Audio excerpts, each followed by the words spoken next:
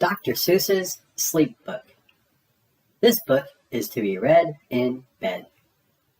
The news just came in from the county of Keck that a very small bug by the name of Van Vleck is yawning so wide you can look down his neck. This may not seem very important, I know, but it is, so I'm bothering telling you so. A yawn is quite catching, you see, like a cough. It just takes one yawn to start other yawns off. Now, the news has come in that some friends of Van Vleck's are yawning so wide you can look down their necks.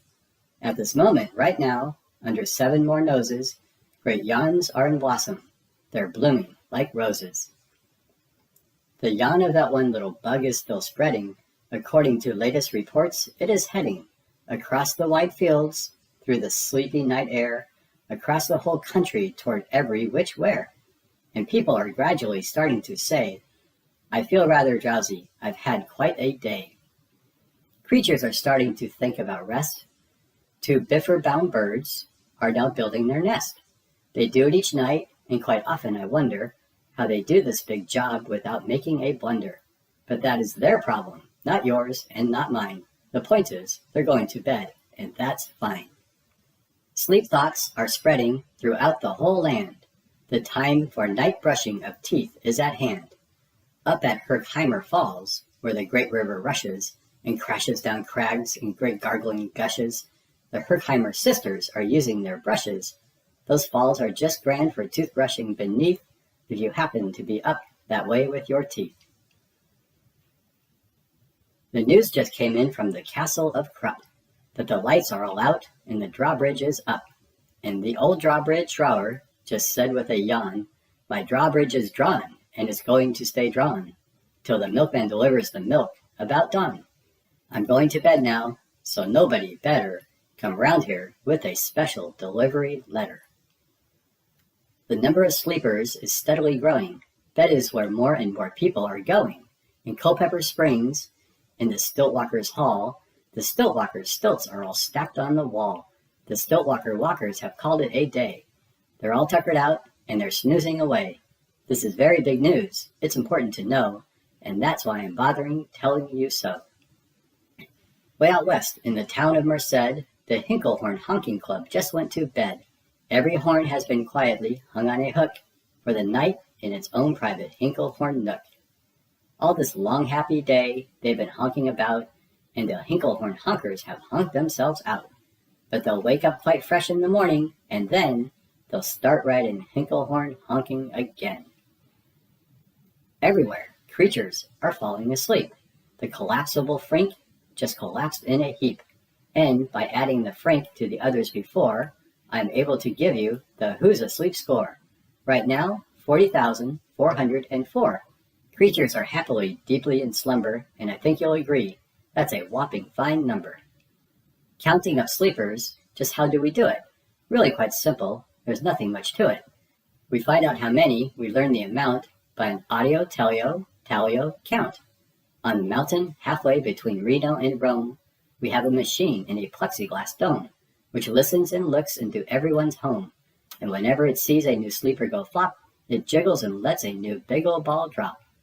Our chap counts these balls as they plop in a cup, and that's how we know who is down and who's up. Do you talk in your sleep? It's a wonderful sport, and I have some news of this sport to report. The world champion sleep talkers, Joe and Mo Redzoff, have just gone to sleep, and they're talking their heads off. For 55 years now, each chattering brother has babbled and gabbled all night to the other. They've talked about laws, and they've talked about gauze, and they've talked about paws, and they've talked about flaws. They've talked quite a lot about old Santa Claus.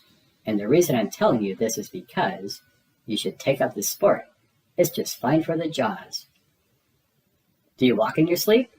I just had to report of some interesting news of this popular sport. Near Finnegan Fen, there's a sleepwalking group which not only walks, but it walks a la hoop. Every night they go miles. Why, they walk to such length. They have to keep eating to keep up their strength. So every so often, one puts down his hoop, starts hooping, and does some quick snooping for soup. That's why they're known as the Hoop Soup Snoop Group. Sleepwalking too are the curious crandalls, who sleepwalk on hills with assorted-sized candles. The crandalls walk nightly in slumbering peace, in spite of slight burns from the hot dripping grease. The crandalls wear candles because they walk far, and if they wake up, want to see where they are. Now the news has arrived from the Valley of Vale that a Chippendale Mup has just bitten his tail, which he does every night before shutting his eyes. Such nipping sounds silly, but really, it's wise. He has no alarm clock, so this is the way he makes sure that he'll wake up at the right time of day. His tail is so long, he won't feel any pain, till the nip makes a trip and gets up to his brain. In exactly 8 hours, the Chippendale Mup will at last feel the bite and yell, ouch, and wake up. A Mr. and Mrs. J. Carmichael Crocs have just gone to bed near the town of Fort Knox, and they, by the way, have the finest of clocks. I'm not all sure that I quite understand just how the thing works with that one extra hand, but I do know this clock does one very slick trick. It doesn't tick-tock. How it goes, it's talk-tick. So with ticks in its talker and talks in its ticker, it saves lots of time and the sleepers sleep quicker. What a fine night for sleeping. From all that I hear, it's the best night for sleeping in many a year. They're even asleep in the Zweiback Motel, and people don't usually sleep there too well. The beds are like rocks and, as everyone knows, the sheets are too short. They won't cover your toes. So, if people are actually sleeping in there, it's a great night for sleeping. It must be the air. It's a great night for snores. I just had a report of some boys who are tops in this musical sport. The snortiest snorers in all our fair land are Snorter McPhail and a snort band.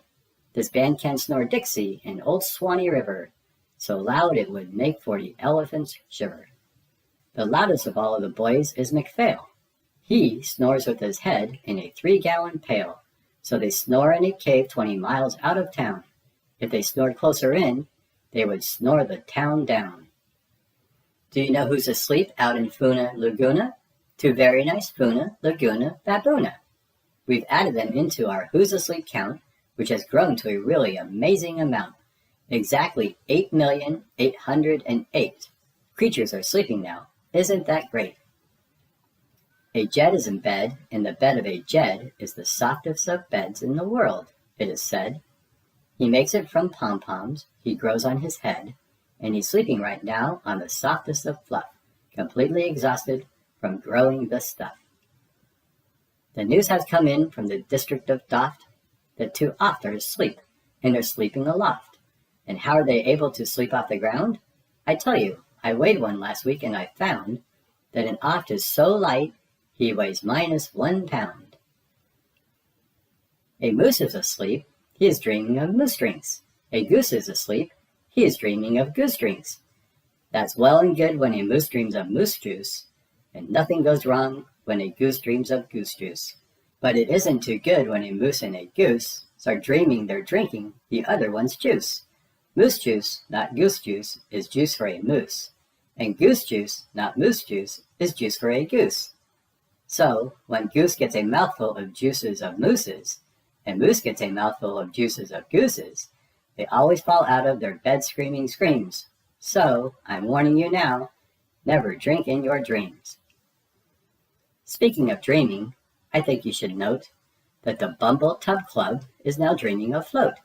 Every night they'll go dreaming down Bumble Tub Creek, except for one night every 3rd or 4th week, when they stop for repairs because their bumble tubs leak. But tonight they're afloat, full of dreams full of bliss, and that's why I'm bothering telling you this.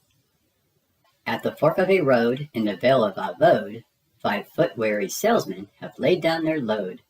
All day they've raced round in the heat at top speeds, unsuccessfully trying to sell drseuss seeds, which nobody wants because nobody needs. Tomorrow will come, they'll go back to their chore, they'll start on the road, drseussing once more. But tonight they've forgotten their feet are so sore, and that's what the wonderful nighttime is for. Everywhere, preachers have shut off their voices. They've all gone to bed in the beds of their choices. They're sleeping in bushes, they're sleeping in crannies, some on their stomachs, and some on their fannies. They're peacefully sleeping in comfortable holes, some even on soft-tufted barber-shop poles. The number of sleepers is now past the millions. The number of sleepers is now in the billions. They're sleeping on steps and on strings and on floors, in mailboxes, ships, in the keyholes of doors. Every worm on a fishhook is safe for the night. Every fish in the sea is too sleepy to bite. Every whale in the ocean has turned off his spout. Every light between here and Farfoodle is out. And now adding things up, we are way beyond billions. Our Who's Asleep score is now up in the zillions. 99 zillion, 9 trillion and 2. Creatures are sleeping, so how about you? When you put out your light, the number will be 99 zillion, 9 trillion and 3. Good night. Well, thanks for reading. Please subscribe. Don't forget to share. Have a wonderful day. Bye.